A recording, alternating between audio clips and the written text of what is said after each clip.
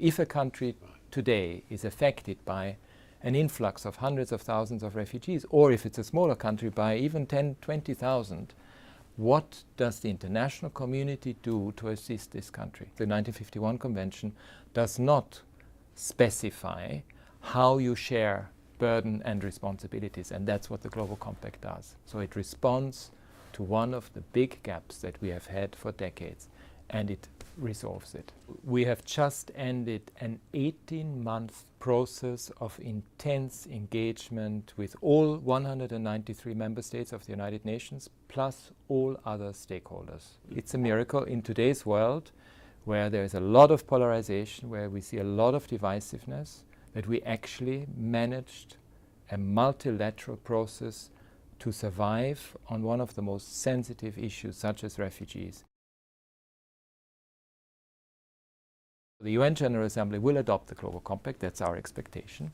And once that's done, it means a very strong political commitment of all 193 member states to implement it, even if it's not legally binding. What would be different today is that you would be able, as a country that is particularly affected, you would be able to rely, as Bangladesh did, by the way, on World Bank support very early on. Very often, Lebanon, for example, Bangladesh, it's the host communities that is affected as well.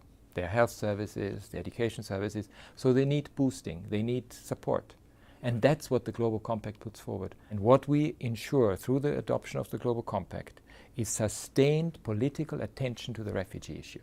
We will keep the issue on the political agenda of the world community so that they do not forget the refugee issue. So that's what is really new. Otherwise, we depended on ad hocism, we had to reinvent the wheel all the time.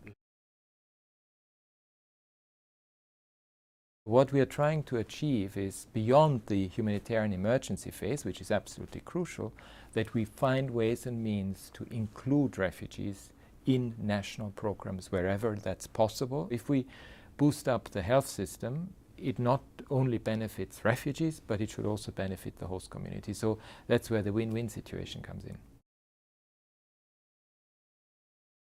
What the Global Compact does, it embeds the response to host countries, host communities, to the refugees, in a much broader partnership approach.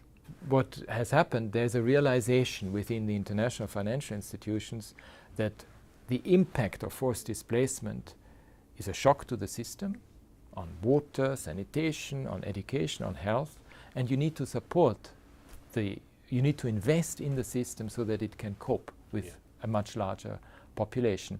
And that has happened over the last 3 years. In a way, what the Global Compact does, it not just builds on existing partnerships, but expands some of them, and it brings in new partners.